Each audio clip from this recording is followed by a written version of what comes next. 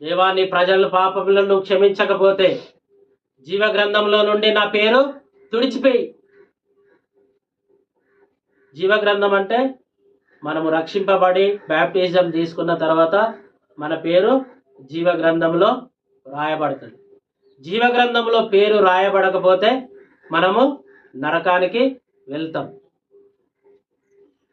వింటున్నారా? జీవ గ్రంథంలో మన పేరు రాయబడకపోతే మనము నరకానికి పాత్రులమే.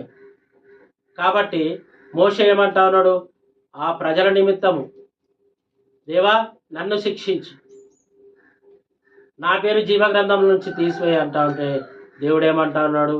నీ పేరు జీవ గ్రంథం నుంచి తీసివేయను, కానీ ఎవడైతే పాపం చేస్తాడో వాని పేరును జీవ గ్రంథంలో నుంచి నేను తుడిచివేస్తానని దేవుడు అంటా ఉన్నాడు. ప్రియులారా, మరి యొక్క ఉదయకాల సమయంలో మనము పాపం చేసినప్పుడు